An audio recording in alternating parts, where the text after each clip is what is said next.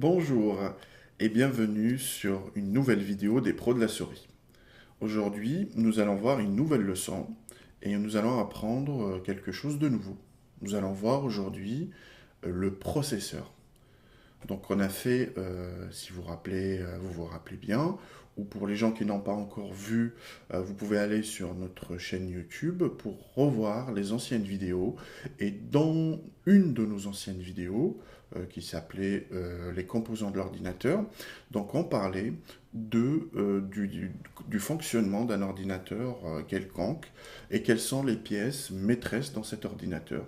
On a expliqué qu'il y avait besoin d'une carte mère sur laquelle on fixait un processeur, c'était l'organe qui faisait les calculs, une mémoire vive rapide qu'on appelait la RAM, et une mémoire entre guillemets un peu plus lente et qui était un peu plus permanente en fait, qu'on appelait un disque dur par exemple. On a vu comment tous ces organes fonctionnent les uns avec les autres. Aujourd'hui, on va s'intéresser à un seul organe. Donc, suite à vos nombreuses demandes et vos questions qui ont été posées sur la chaîne YouTube ou sur notre site ou page Facebook, donc on a estimé que voilà, il fallait qu'on vous explique un petit peu comment marche le processeur et quels sont les principes qui nous permettent ou qui permettent au processeur de faire son traitement des données. Donc aujourd'hui, on s'intéresse au processeur. Alors, pour tous ceux qui s'attendaient à avoir un cours, on va dire, classique ou un tutoriel classique, style comme on voit, hein, le CPU en anglais, etc. Que le premier microprocesseur commercialisé, c'était un Intel, c'était en 71, etc. Il avait 2300 transistors, etc., etc. On va pas faire cette leçon ennuyeuse. Et puis je pense que ça, vous allez sur Internet, vous tapez, et ben vous aurez toutes ces informations et encore plus d'une manière détaillée, permanente, donc ça vous permettra de voir tout cela. On peut aussi faire une leçon où on dit, bah voilà, le processeur se compose d'une unité de commande, d'une unité de traitement, d'une unité de gestion d'entrée, de sortie, etc. Et chaque unité bah, se compose de, et voilà ce que fait celle-ci, voilà ce que fait celle-là. Mais nous, on ne va pas fabriquer un processeur. Nous, on ne va pas réparer, je ne sais pas, ou inventer un processeur. C'est pas le but. Donc ça, il y a des électroniciens qui font ça très bien. Il y a des ingénieurs qui font ça d'une manière très efficace. Alors vous allez me dire, qu'est-ce qu'on va faire aujourd'hui? Eh bien aujourd'hui, nous allons savoir comment, à partir du silicium, vous savez, le silicium, c'est le composant qu'on trouve dans le sable, hein, qui existe sur Terre, hein, sur la surface. Voilà, c'est un matériau qu'on utilise beaucoup dans les ordinateurs, dans les appareils en général électroniques. Un peu de cuivre et du plastique. Comment, à travers ces trois, un peu plus de composants que ça, on arrive à traiter toutes ces applications, ces diverses applications, avec ça. Donc, à partir du silicium, du cuivre et du plastique, comment on arrive à avoir un tableau Excel, par exemple, à écrire un courrier, aller sur Google, à aller sur les réseaux sociaux, utiliser des logiciels ou des jeux, etc. Comment on arrive, théoriquement et pratiquement, comment on arrive de cet endroit-là à cet endroit-là. Je pense que ça sera plus intéressant pour tout le monde. Alors, on va commencer. En premier, on va parler de la théorie. Vous savez que avant qu'on se lance dans n'importe quoi, il faut avoir une théorie, il faut avoir, on va dire, les lois qui régissent ce qu'on va faire. Bah, on n'a pas le choix, hein. Dans les sciences, en général, la loi, c'est les mathématiques. Donc on va utiliser des mathématiques et on va utiliser une branche particulière des mathématiques qui s'appelle la logique. Donc tout le monde manipule ce mot à longueur de journée, c'est logique, c'est pas logique, on sait tous ce que veut dire, mais dans les mathématiques, en fait, on va essayer de comprendre un petit peu ce que veut dire ce mot-là. Alors, pour commencer, on va prendre un espèce de tableau, une matrice, comme vous voyez ici. On va faire des suppositions et on va voir est-ce que ces suppositions sont logiques ou ne le sont pas. On va commencer, supposition 1, il pleut. Voilà, admettons, ben voilà, on dit il pleut, on constate qu'il pleut. Alors, à cette supposition, est-ce que je peux ajouter ou la coller à une autre supposition, c'est avoir un parapluie. Alors tout le monde là va me dire, bah oui, ok, ça c'est vrai. On peut dire que c'est vrai. Autre cas de figure, toujours le même tableau, toujours on a il pleut, hop, on rajoute cette fois une autre supposition. On ajoute un canard en plastique.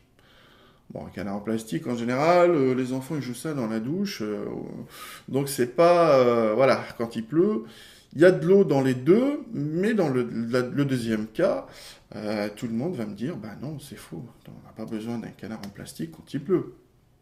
D'accord?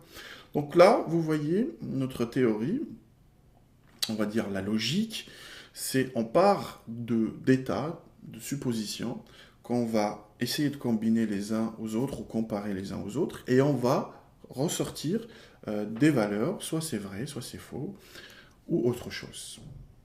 On va continuer. Notre supposition 1, pluie plus parapluie, on a dit que c'était vrai. On peut dire aussi, on peut lui mettre un autre adjectif ou un autre mot, on peut lui coller un autre mot pour désigner cet état-là. Alors cet autre mot va être oui, par exemple, ou un 1. Et dans un autre cas de figure, je prends un cas de figure quelconque, A plus B, supposition A par exemple, plus la supposition B, admettons, hein, c'est un exemple pour comprendre, va donner la valeur faux. On peut substituer le faux par non, on peut le remplacer par 0. Et là, vous voyez, c'est la notion des portes logiques. C'est-à-dire, on va attribuer des vrais, des oui, des 1, ou des faux, ou non, ou 0, à certaines opérations, et on va les laisser passer ou pas laisser passer. Voilà. Donc vous voyez bien qu'on arrive au 0 et au 1, ce qui est une introduction au langage de l'ordinateur, qui est le 0 et le 1, le langage binaire que tout le monde connaît déjà. Alors,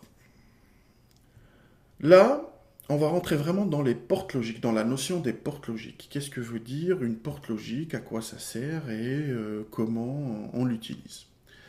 Alors là, on a fait juste une introduction à la logique.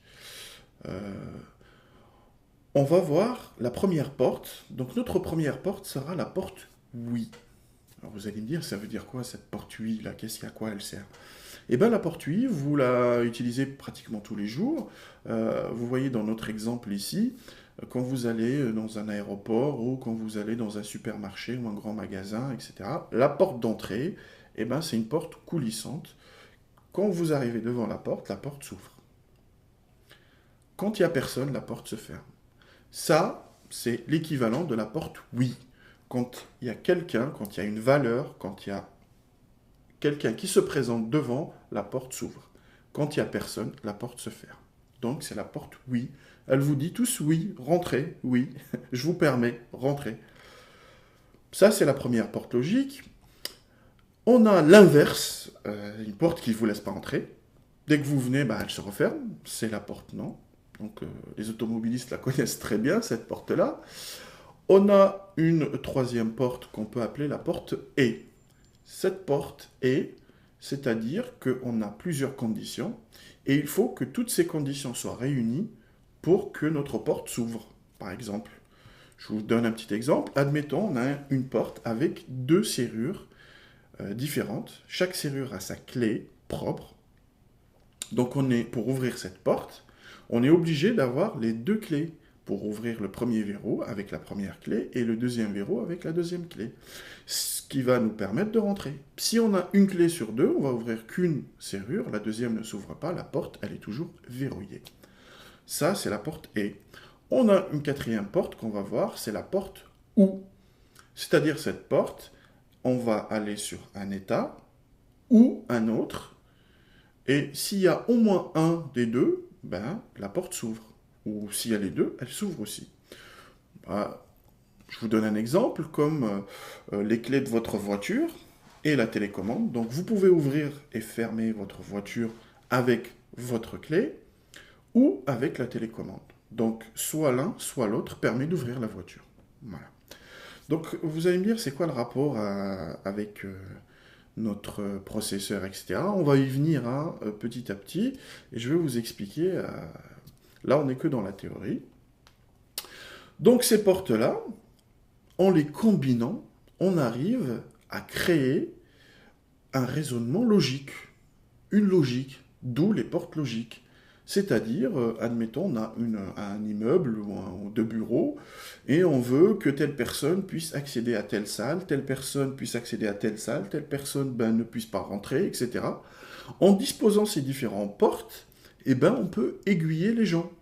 Admettons, on va tous les laisser rentrer par la porte oui, ensuite on va mettre une clé à double serrure que un on va lui donner les deux clés, l'autre on va lui donner qu'une seule clé, donc le premier pourra rentrer dans le hall, le deuxième pourra aller plus loin, mais le premier, hop, ne pourra pas aller plus loin que le hall. C'est un exemple hein, pour comprendre. Donc en combinant ces différentes portes, on arrive à créer une espèce de logique de traitement de certaines choses. Ça dépend de qu'est-ce qu'on veut traiter ou analyser ou acheminer. Vous voyez bien les feux rouges, par exemple, c'est des portes logiques qui permettent, ou les panneaux de signalisation du code de la route, permettent d'aiguiller les voitures, de ne pas les mettre toujours dans le bon sens, etc. Donc on peut dire que voilà, c'est des portes logiques qui nous permettent de gérer le flux des voitures. Alors, est-ce qu'il n'y a que seulement ces quatre portes? Non, il y en a encore d'autres qui sont un peu plus complexes. Nous, on va se contenter de ces quatre-là, les plus simples. C'est juste pour comprendre. Hein. Les autres portes sont d'autres portes. On peut, par exemple, ce sont la combinaison de 2, 3, plusieurs, voire plusieurs de ces portes logiques-là. D'accord? Donc, en combinant plusieurs concepts, on arrive à avoir des portes logiques un peu plus évoluées. Bon, on va continuer. Donc, on garde nos portes, oui, non et ou. Et là, on va passer à l'application. Alors, l'application, la théorie, bon, on a besoin que de son cerveau, on va dire, ou quelques notions en mathématiques. Ça, on l'a découvert depuis longtemps, depuis l'Antiquité. Hein. Donc, voilà. Les mathématiques, tout ce qu'on utilise aujourd'hui, en général, ça a été inventé ou découvert ou théorisé depuis belle lurette. Alors, ensuite, les êtres humains ont petit à petit maîtrisé la technologie, ils ont commencé à travailler les métaux, etc., à être plus précis dans leurs schémas, dans leurs pièces, dans leur usinage, etc. Et ils sont arrivés à fabriquer ces portes logiques d'une manière premièrement, mécanique. Donc, mécanique, tout le monde sait ce que c'est, hein, quand on sait que c'est des pièces mécaniques qui marchent les uns avec les autres. Voilà. Et on va voir que très tôt, hein, on a inventé, l'être humain a inventé une machine qui arrivait à calculer, entre autres, avec ce mécanisme en mécanique. Alors c'est la Pascaline, 1640 et quelques, donc la Pascaline qui a été inventée par Pascal Blaise. Donc cette Pascaline, qu'est-ce qu'elle fait? C'est une grosse boîte qui permet de faire des opérations, c'est une calculatrice, hein, c'est l'ancêtre de la calculatrice, qui permet de faire des opérations d'addition, de soustraction, et quelques petites opérations de multiplication ou division. Bon, on va essayer de voir un peu comment ça fonctionne. Donc, j'ai pris les schémas pour un peu vous montrer ce qu'il y a à l'intérieur. Donc, on voit bien qu'à l'intérieur, c'est un engrenage, c'est des mécanismes, c'est des roulements, c'est des cylindres, etc., qui tournent, qui sont emboîtés les uns dans les autres. Et en manipulant les uns et les autres, on arrive à faire nos opérations. Alors, la porte logique, elle est où? Eh bien, ils sont là, les portes logiques. Donc, vous voyez bien, donc, tous ces engrenages. Par exemple, on veut avoir un résultat, on va dire que si on tourne ce cylindre d'un demi-tour, celui-là va tourner d'un quart de tour, celui-là va se bloquer, celui-là va avancer d'un cran, etc. Et en combinant ces différents éléments, vous voyez ici les roues avec les systèmes d'arrêt, voilà, quand ça tourne, ça bloque jusqu'à ce que ça revienne, etc. Vous voyez ici un système aussi qui permet de passer d'une roue à l'autre les actions mécaniques. Et ici, on voit tout le système d'une manière un peu plus complexe. Ici sont les chiffres. Et quand on tourne ici sur une valeur ou une autre, ça tourne l'autre engrenage et ça actionne ce mécanisme. Donc là, on crée nos portes, la porte oui, la porte non, par exemple, la porte et, la porte ou, on les crée d'une manière mécanique. Voilà. Donc juste pour mettre le point sur l'évolution, en fait, de cette science. Alors, on a fait mécanique, hop, à peu près, on va dire 250 ans après, on a commencé à maîtriser l'électricité. On a commencé à maîtriser l'électricité. On utilise de plus en plus d'outils électriques. Et là, on a commencé, hein, on ne l'utilise plus maintenant, voire dans quelques domaines, je vais y venir. On utilise, comme porte logique, on utilise les tubes à vide, ou ce qu'on appelle les lampes. Donc tous ceux les plus vieux d'entre nous connaissent ça, on l'a vu dans les vieilles télé, vieux transistors, etc., les vieux postes. Donc on a vu ces pièces-là, ou aujourd'hui je crois qu'on l'utilise toujours pour certains amplis, parce qu'on a le son qui est un peu plus chaud en utilisant ces tubes à vide, ou ces lampes.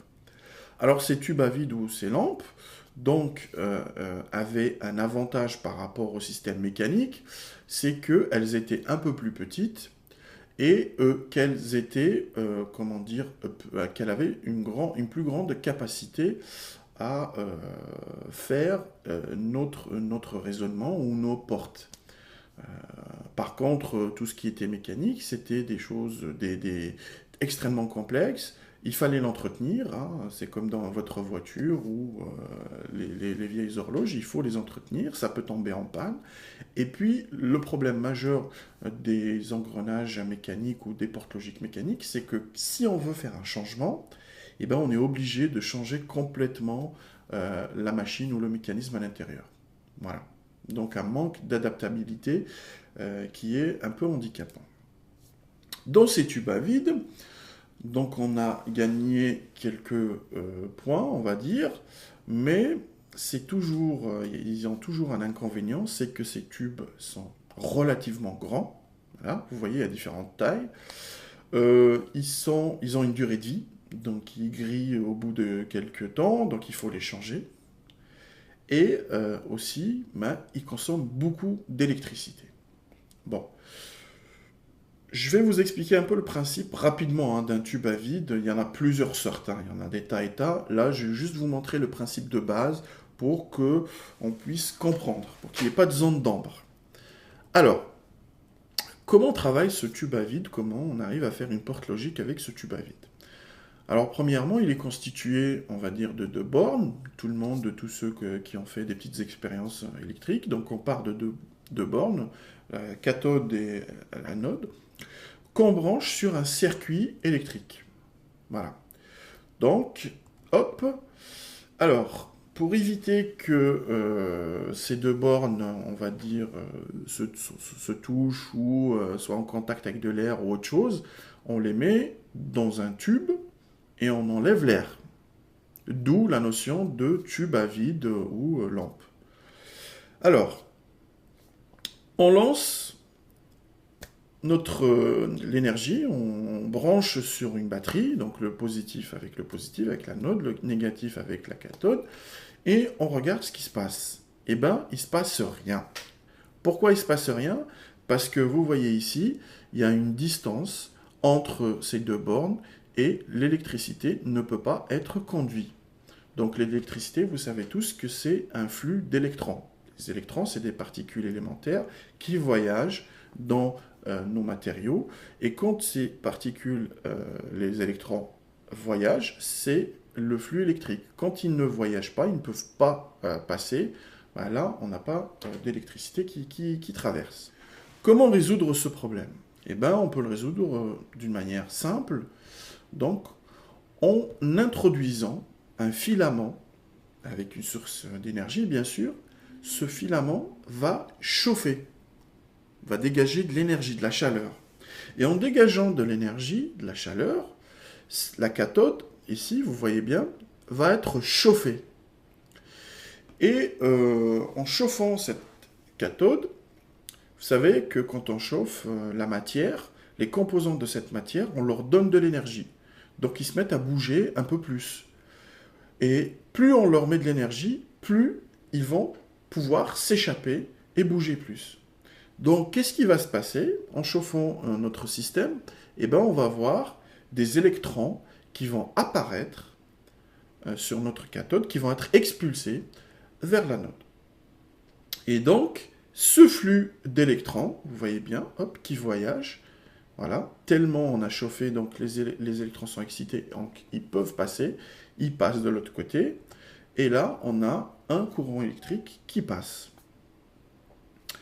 Voilà, donc vous voyez bien, il y a un courant qui passe si on chauffe avec le filament. Alors maintenant, hop, j'enlève ma source, je fais l'inverse. Je vais passer ici, regardez, j'ai mis le plus avec le moins, et le moins avec le plus. Qu'est-ce qui va se passer ici? Eh bien, est-ce que le courant passe? Eh bien, le courant ne passe pas. Pourquoi le courant ne passe pas?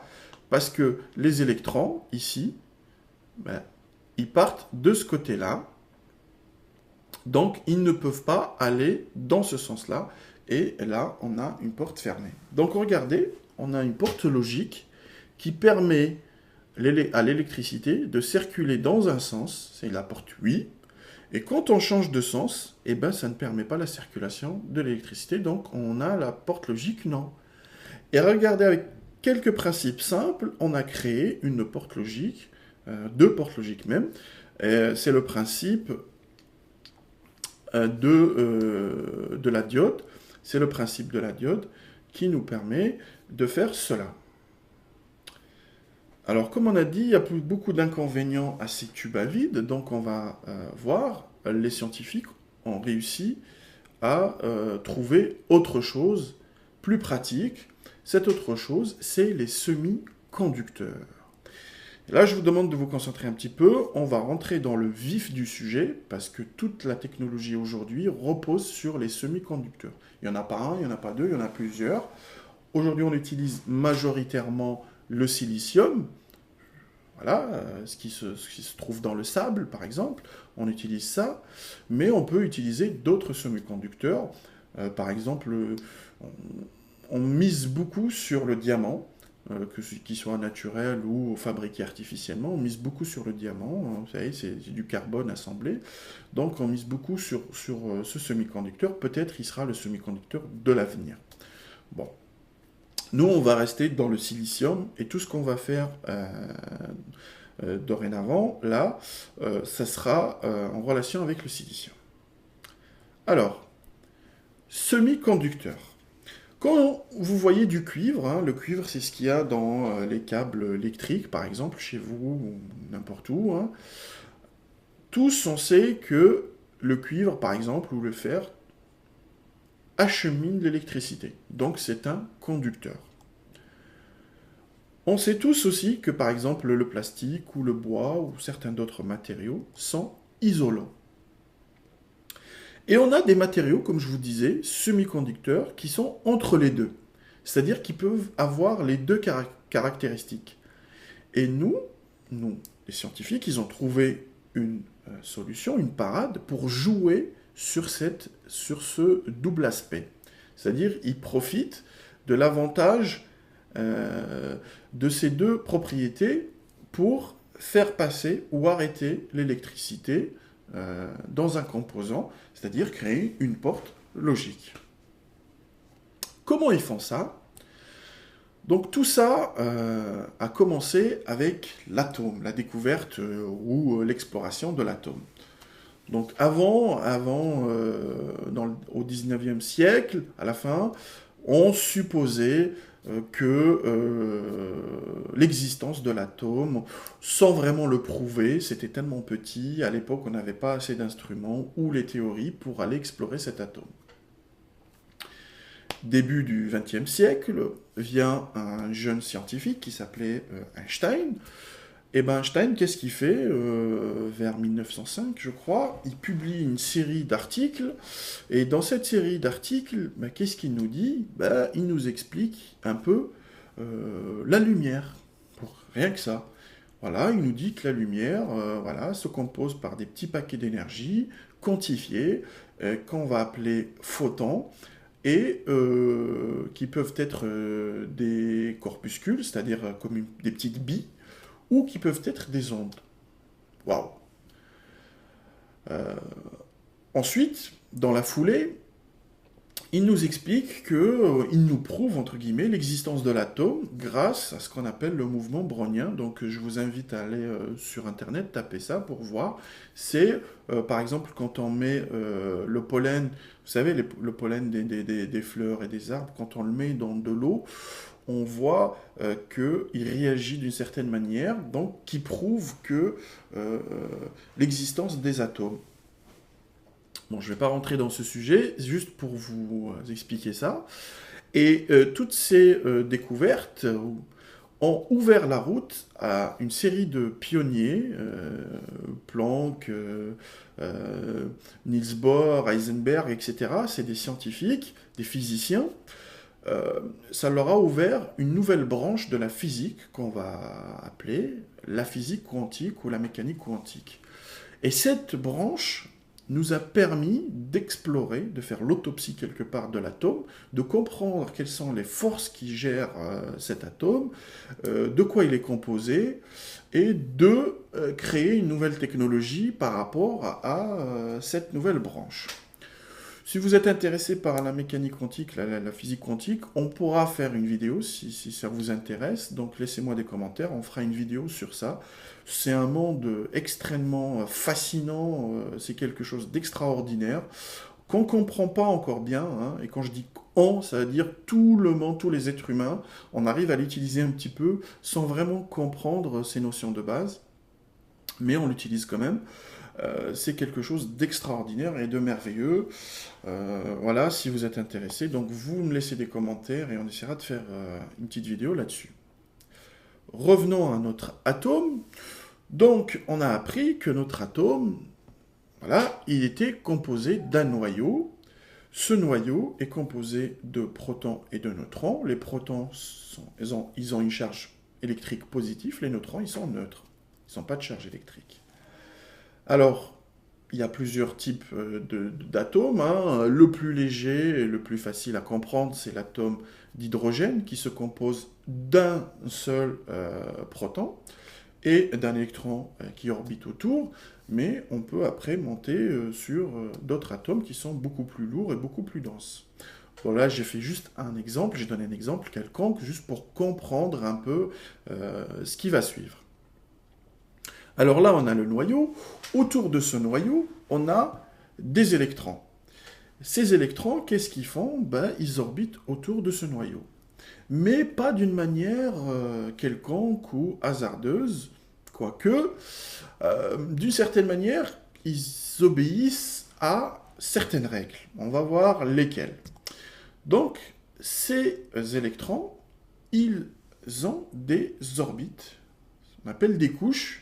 Voilà, ils ne peuvent pas être entre deux couches.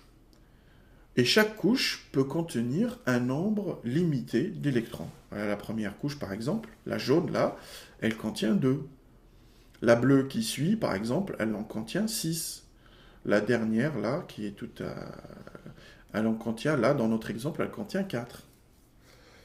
Et alors, pourquoi je vous ai fait ce schéma? Ce schéma, il est faux. Hein. Selon la mécanique quantique, il est faux. Donc l'atome, on ne peut pas le représenter.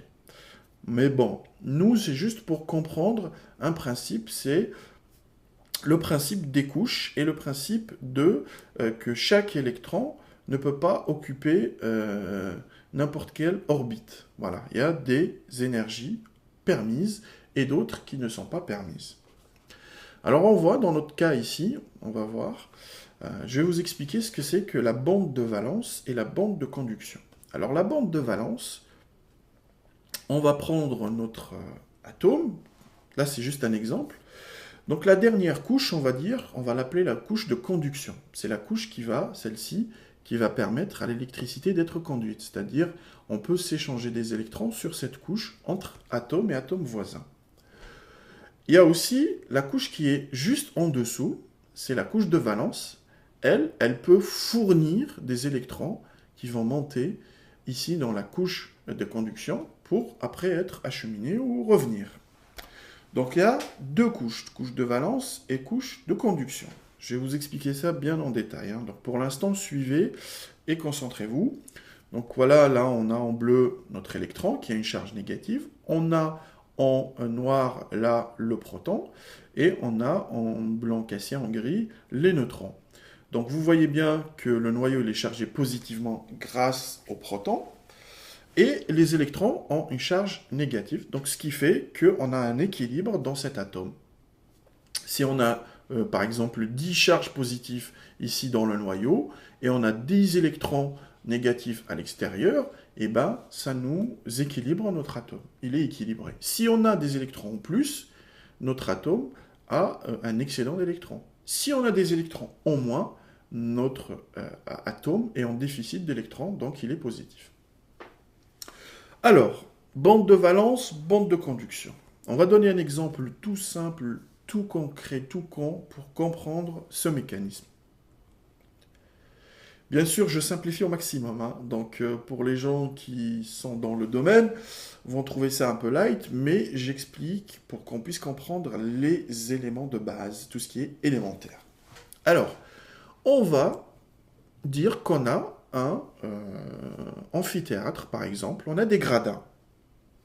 Et vous voyez ici, ici on a une scène en bas, par exemple, on a les gradins jaune, bleu, rouge, et ici, on a la sortie. Donc ici, on a la scène en bas, le spectacle va se passer ici, les gens vont s'asseoir sur ces gradins-là. Voilà. Et ceux qui seront assis en là peuvent sortir. Alors, les gens, ils sont feignants. Vous savez tous, ce principe, les gens, ils veulent dépenser le moindre d'énergie possible. Alors, les électrons, c'est la même histoire. Vous vous rappelez, tout à l'heure, on avait dans notre atome, on avait dit qu'il y avait une orbite jaune, une orbite bleue, une orbite rouge. Et bien là, on va dire que c'est quelque part la même image. Donc, hop, je lance ma première personne, ou mon premier groupe de personnes. En l'occurrence ici, c'est des électrons. Hop, ils vont venir. Les gens, ils sont feignants. Donc, au lieu d'aller grimper tout en haut, là, pour regarder le spectacle, ils vont se mettre tous aux premières loges. En plus, celle-là, ça coûte plus cher. Le billet, il est plus cher. Bref.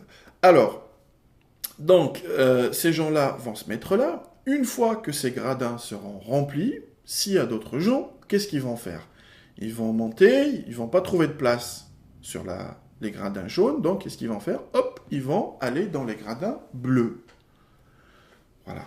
Ensuite, ceux qui arrivent après, un peu retardataires, on va dire, ils vont aller dans la couche jaune, il n'y a pas de place, dans la bleue, il n'y a pas de place, et hop, ils vont aller dans la rouge. Ils auront dépensé beaucoup plus d'énergie que ceux qui étaient assis ici et ici, mais quand même, ils ont monté les escaliers, ils sont venus là. Et comme ils sont là, à la fin du spectacle, hop, ils peuvent sortir rapidement et aller voir autre chose. Donc là, vous allez me dire, c'est quoi le rapport avec notre atome et notre bande de conduction et une bande de valence? Et bien là, on va comprendre que ici, on a notre bande de valence qui va fournir des électrons qui vont passer dans la bande de conduction et après, ils peuvent sortir.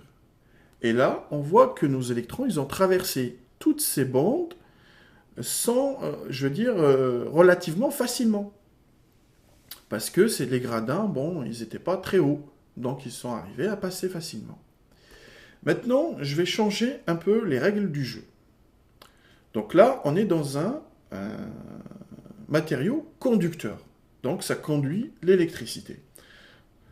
Alors, on change de configuration et vous voyez le gradin rouge là, je l'ai augmenté un petit peu pour créer une difficulté supplémentaire. Alors qu'est-ce qui va se passer? Toujours nos électrons, ils vont venir, ils vont occuper les premières loges parce que c'est plus facile, c'est plus simple, ils sont près du spectacle.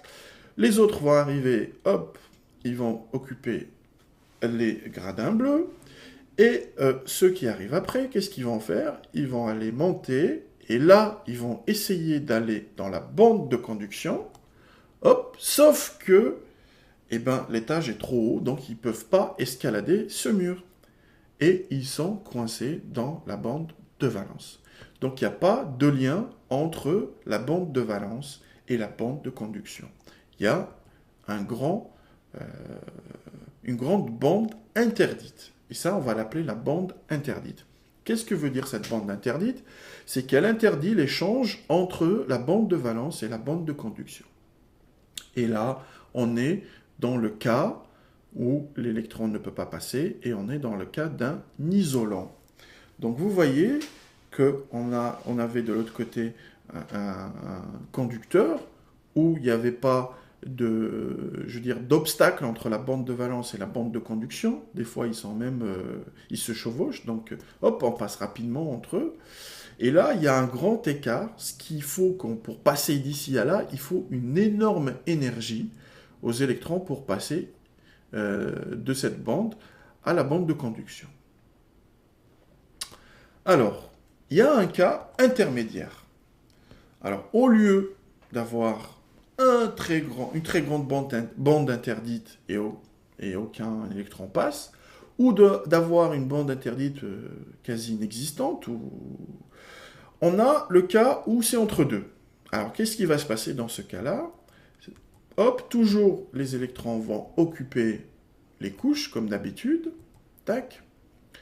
Et ceux qui vont arriver après, ils auront une chance. Vous voyez, là, il a une chance qui n'est pas nulle d'aller dans la bande de conduction, de la bande de valence à la bande de conduction. Donc, il y a une possibilité pour les électrons de passer. Peut-être qu'elle n'est pas tout le temps, sinon on serait dans le cas d'un conducteur. Elle n'est pas exclue, sinon on serait dans le cas d'un isolant. Elle est probable, mais voilà, il faut faire plusieurs tentatives pour y arriver. Et là, on voit que notre électron a réussi, avec un petit peu plus d'énergie, on lui a donné un peu plus d'énergie, et il a réussi à passer de la bande de valence à la bande de conduction. Et là, on voit que, de temps à autre, il y a certains électrons qui arrivent à passer de la bande de valence à la bande de conduction, et ça, c'est le cas d'un semi-conducteur. Donc là, vous avez tout compris. Voilà, hop, on arrive, on sait pourquoi le matériau est conducteur, pourquoi celui-là il est isolant, pourquoi celui-là il est semi-conducteur. Mais en réalité, comment on arrive à ça? Alors, pour comprendre ça, je vais vous donner un exemple. Gardez cet exemple en tête, il va vous donner peut-être une image pour comprendre un peu des notions qui vont venir. Prenez un bus. Vous voyez là, le bus, voilà, c'est une vue d'en haut. Admettons, je suis dans un avion par exemple, je passe au-dessus du bus, je vois le bus en haut. Admettons que je retire le plafond du bus, je vois ce qu'il y a à l'intérieur. Donc je vois la place du chauffeur, donc on voit le carré où le chauffeur va s'asseoir ici, et ben il va avoir le volant ici, voilà. Ça, je suis au-dessus, donc c'est comme le plan d'une maison quand on fait une coupe et on voit par-dessus. Alors, j'ai l'entrée, donc les gens vont rentrer par là, voilà. J'ai une sortie, les gens vont sortir par l'arrière, donc ils remontent par l'avant, on sort par l'arrière. Et à l'intérieur, j'ai des sièges où les gens vont s'asseoir. Les gens qui prennent le bus, vont être à l'aise. Alors, dans notre bus, je vous ai dit tout à l'heure, les gens ils sont super feignants, surtout les jeunes. Donc quand ils montent dans le bus, ils vont tous squatter les places. Parce qu'on cherche à dépenser le minimum d'énergie possible. Bon, les électrons, c'est pareil, c'est kiff-kiff. Donc ils montent, ils vont tous s'asseoir, Et ils vont remplir toutes les bandes, on va dire, comme tout à l'heure, hein, on a vu qu'il y avait plusieurs bandes, ils vont remplir toutes ces bandes-là.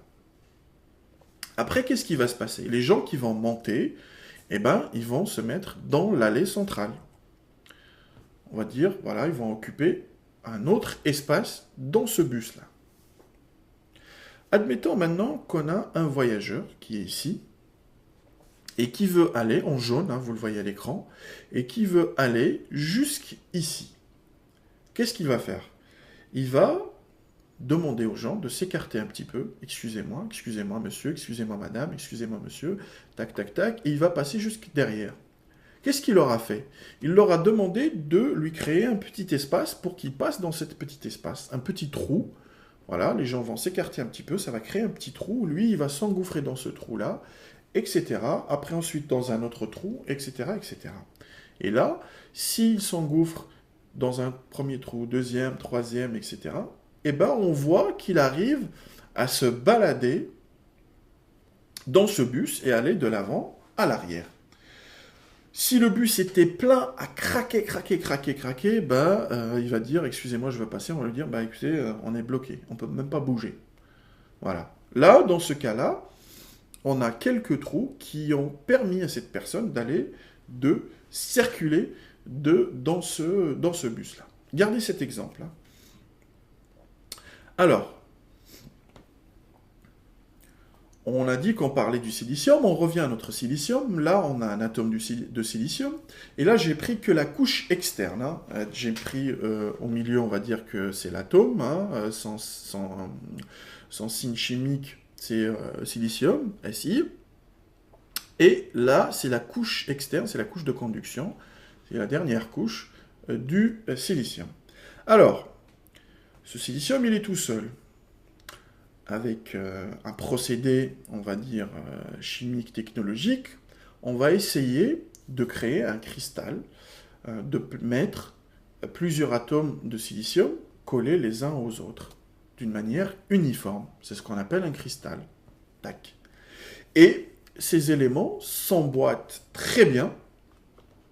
Voilà, ici, chacun a un électron ici, que ce soit cet atome-là ou cet atome-là. Donc, les deux, hop, ils sont ici, et ils s'attachent entre eux, vous voyez, tac, tac, tac, tac, et ils nous forment notre cristal. Alors, ça, c'est un cristal de silicium pur. Là, c'est le cas du bus plein. Il n'y a pas de place, il n'y a pas de trou, il n'y a pas de personne, il n'y a rien, tout le monde est assis, on ne peut plus bouger, ni excusez-moi, ni rien. Le bus est plein. Alors, comment on va faire pour libérer un peu de place ou pour prendre une personne et la faire acheminer? Alors, on va faire ce qu'on appelle un dopage. Dopage, c'est pas le dopage sportif, mais vous allez comprendre pourquoi on l'appelle le dopage. On va enlever un atome de silicium qu'on va remplacer par un atome de phosphore. Alors, un atome de phosphore, tout le monde sait ce que c'est que le phosphore. Donc, on prend cet atome. La particularité du phosphore, au lieu d'avoir 4 électrons dans sa couche superficielle, là, la dernière, il en a 5. Et en plaçant cet atome dans notre cristal, c'est une impureté, donc on a introduit une impureté, vous voyez là c'est le phosphore, P. Il va se combiner avec le silicium qui est là, sauf que, ici, il y aura un électron en plus. Et cet électron en plus, ce sera un excès d'électrons. Donc, dans notre matériau, là, dans notre alliage, on a des électrons en plus, donc notre alliage, il est négatif, il est chargé négatif. Ah. Donc, vous voyez, ça d'un côté. De l'autre côté, et ça, c'est un dopage, c'est le dopage de type N. N pour négatif, c'est-à-dire on a dopé notre silicium négatif pour avoir des électrons en plus, pour avoir une charge négative, N. Alors on peut faire une autre opération, toujours. Au lieu de mettre du phosphore, cette fois on va mettre du bore. Le bore, c'est un élément chimique, bien sûr, qui existe sur Terre, qu'on utilise dans certains domaines. Et là, on va, pareil, on va dans cet alliage, hop, insérer le bord. Là, le bord, le problème avec le bord, c'est qu'il n'a que 3 électrons au lieu de 4 dans sa couche superficielle. Donc quand on l'insère, il s'attache avec les autres, mais il lui manque un électron ici. Et qu'est-ce qu'on a créé? On a créé un trou. L'espace, rappelez-vous, dans le bus, l'espace, quand on dit aux gens, excusez-nous, il nous faut un petit espace, eh ben, c'est le trou. C'est la charge positive. Puisque pourquoi elle est positive? Parce qu'il manque un électron. Si j'avais un électron là, eh ben, ça serait neutre. J'enlève un électron négatif, donc je suis en positif. Alors, là, j'ai un déficit d'électrons. Je suis positif. Et là, on a fait un dopage de type P comme positif. Donc vous voyez, ces alliages, on peut doper le silicium pour qu'il soit négatif ou positif pour lui donner une charge plus ou moins en ajoutant des impuretés dans ce cristal de silicium. Voilà, donc ici en bleu on a les électrons, le silicium, le symbole du silicium, le symbole du phosphore et le symbole du bore. On va continuer et on va parler des jonctions PN. Alors on a dit d'un côté on a pris du silicium qu'on a dopé positivement, P, donc on a un déficit d'électrons, et de l'autre côté on a un cristal de silicium qu'on a dopé négatif, N, avec des électrons en plus. Et là, vous voyez qu'on a d'un côté des trous en plus, et de l'autre côté des électrons en plus. Si on juxtapose les deux, ils se touchent, on va dire, les deux bords, le positif avec le négatif. Sur la zone frontalière où ils vont se toucher, il va se passer quelque chose. Qu'est-ce qui va se passer? C'est comme s'il y avait des gens qui étaient debout dans un bus et il y a 3-4 chaises ou 3-4 sièges qui se libèrent. Qu'est-ce qu'ils vont faire? Automatiquement, ils vont s'asseoir. Et bien, c'est ce qui se passe ici. Automatiquement, les électrons vont aller occuper les trous.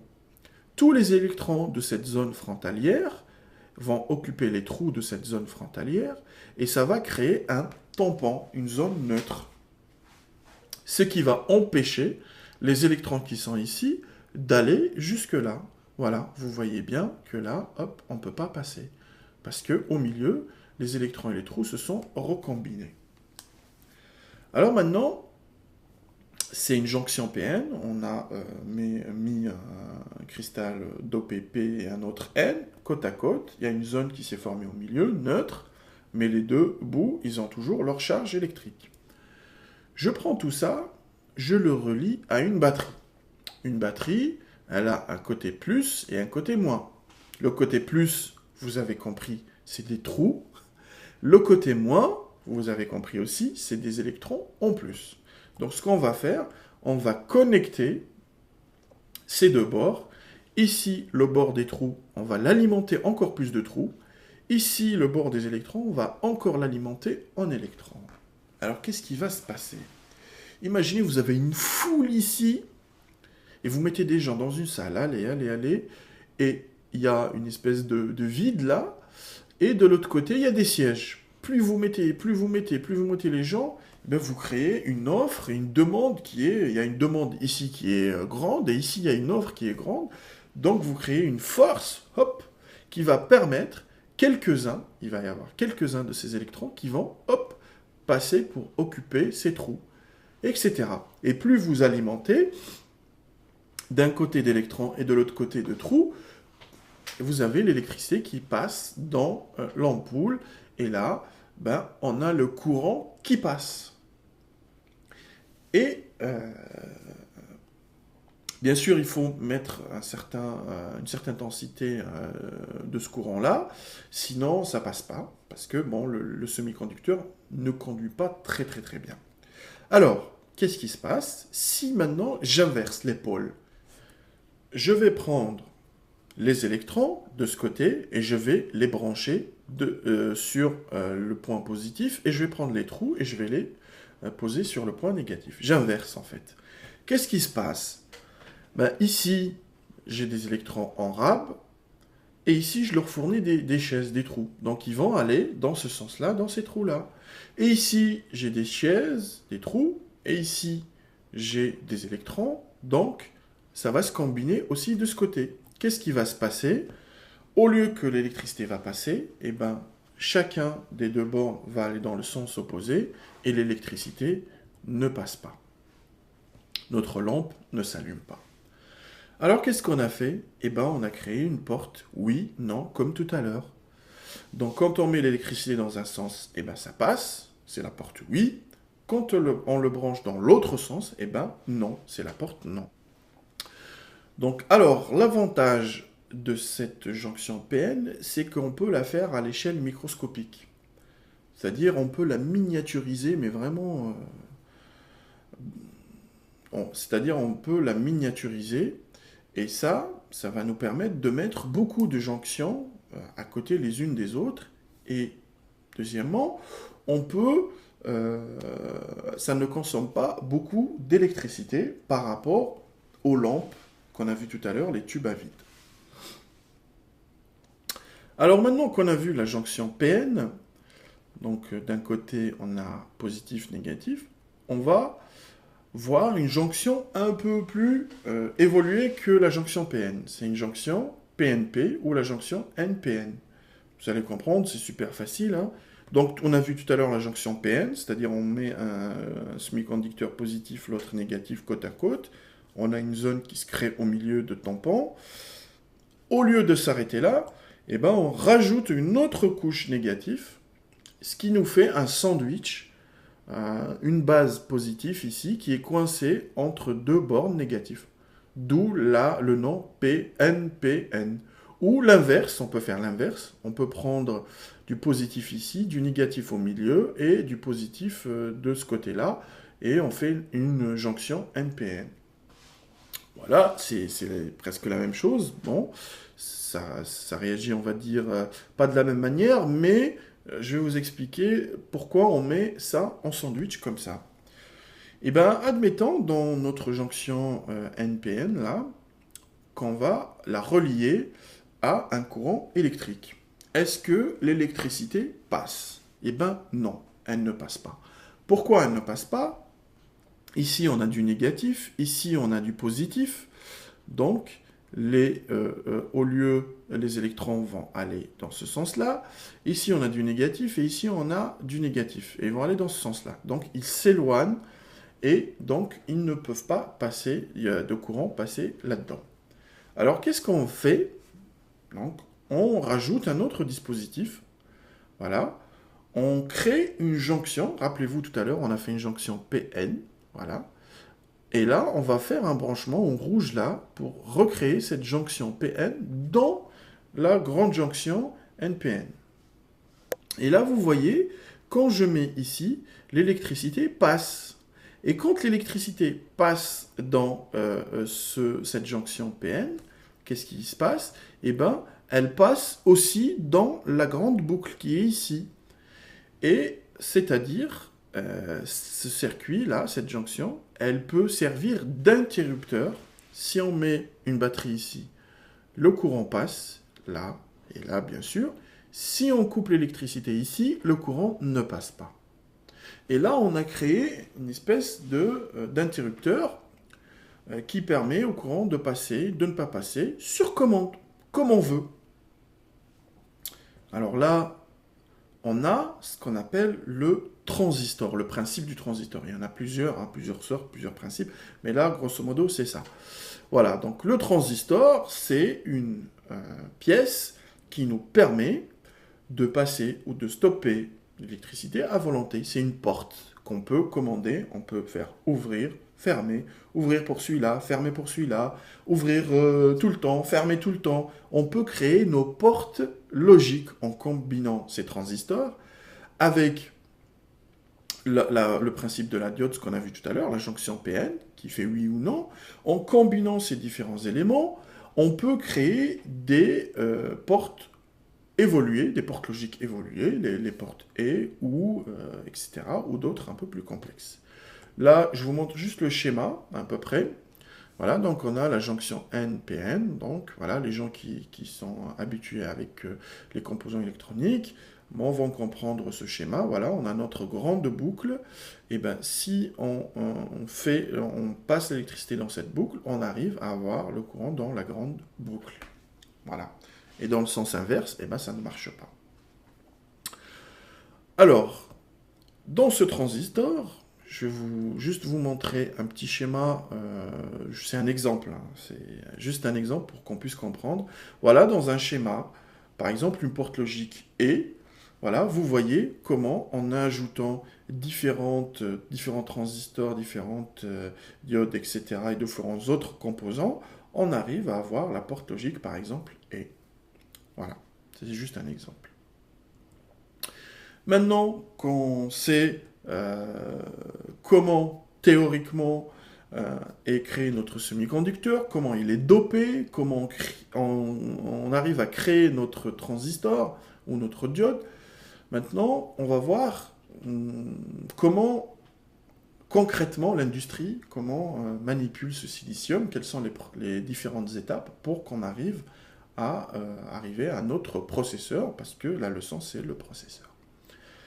Alors tout commence par du sable qu'on va, par des procédés chimiques, on va essayer de créer un cristal de silicium. C'est-à-dire on va essayer de créer un bloc, comme je vous ai montré tout à l'heure, vous voyez les cristaux, les atomes de silicium collés les uns aux autres d'une manière géométrique pour créer une espèce de cristal. Donc on crée ce qu'on appelle un tube comme ça, un monolithe là. Et ce tube-là, il est en silicium. Ce qu'on va faire à ce tube-là, on va le couper, on va le trancher en fines lamelles, les wafers, ce qu'on appelle les wafers. Celles-ci, on va les polir, on va leur passer un produit par-dessus. Ce produit, il est photosensible. Ensuite, on projette le plan d'un circuit intégré sur cette surface. Bien sûr, ce plan, il y a une loupe, au lieu qu'elle agrandisse, elle va rapetisser notre plan, elle va le mettre à l'échelle microscopique, ce qui va nous permettre de caser plusieurs composants dans un petit espace. Alors, là, on voit bien, par exemple, la zone qui a été bombardée, donc là, c'est un agrandissement de ce qui se passe ici. Donc, on voit bien, la zone qui a été bombardée par la lumière va réagir chimiquement d'une manière différente que celle qui n'a pas été bombardée, ce qui nous permet de creuser des sillons, de rajouter par des procédés chimiques des couches, ce qu'on a vu tout à l'heure, pour fabriquer notre transistor. Il faut qu'on mette des couches qui sont dopées positives, d'autres négatives. Il faut qu'on mette des bouts de cuivre pour conduire l'électricité. Il faut que ces composants soient reliés les uns avec les autres d'une manière, on va dire, intelligente. Et là, on voit bien, voilà, par exemple, ça c'est le cuivre, donc on met la couche de cuivre, on va la décaper, il va rester que les 3 bornes, voilà, vous voyez, là, des deux côtés, on a les bornes négatives, là on a la base, ou la borne positive par exemple, de notre transistor, et en répétant cette opération, eh ben, on obtient un schéma comme celui-ci. Voilà, vous voyez les différents composants qui se touchent d'un côté, qui s'isolent de l'autre, voilà, pour éviter les courts-circuits. Hein. Donc c'est pour ça que quand on ne peut pas réparer un circuit intégré, s'il est cassé, il est cassé, quoi. On peut pas, s'il est grillé, il est mort. On ne peut pas aller souder ces différents éléments ou changer parce que ça se passe à l'échelle microscopique. Donc vous voyez bien, voilà, là, cette borne, elle est connectée avec celle-ci, elle va jusque là, etc., etc. Et en faisant cette opération plusieurs fois, donc on arrive à avoir ce résultat. Ensuite, il y a un petit robot qui va découper ces petits carrés dans ce wafer-là de silicium. Et voilà, là, si vous avez un agrandissement, donc vous voyez bien, on voit bien les différents composants qui sont à l'intérieur. Et à la fin, on prend ce circuit intégré qu'on va mettre en sandwich entre deux couches. On va mettre entre une couche de céramique en bas qui va résister à la chaleur, avec quelques composants et les pennes pour le coller. Et par-dessus, on va mettre une plaque métallique qui va servir à dissiper cette chaleur vers le ventilateur ou le système de refroidissement. Alors là, vous voyez, bon là, c'est juste quelques images pour vous illustrer le procédé de fabrication. Donc je pense que maintenant, le processeur n'a aucun secret pour vous. Vous savez comment on part d'un semi-conducteur pour arriver à un microprocesseur. Vous savez qu'est-ce qu'une jonction PN, vous savez qu'est-ce qu'un dopage type P, type N, vous savez qu'est-ce qu'un transistor, vous savez qu'est-ce qu'une diode, et vous savez ce que c'est que les portes logiques. Donc vous avez toutes les cartes en main pour comprendre ces composants magiques. C'est quasiment un miracle hein, de partir de quelques grains de sable et quelques composants et arriver à quelque chose qui fait un traitement et qui me permet par exemple, entre autres, de vous parler, de vous diffuser cette vidéo. Donc voilà, on est arrivé à la fin de cette vidéo, le processeur. J'espère qu'elle vous a plu et je tiens à vous remercier tous pour tous les encouragements, pour tous les commentaires que vous avez laissés, que ce soit sur la page Facebook ou sur notre chaîne YouTube ou sur le site internet pro-souris.fr. Merci et bonne continuation et à bientôt.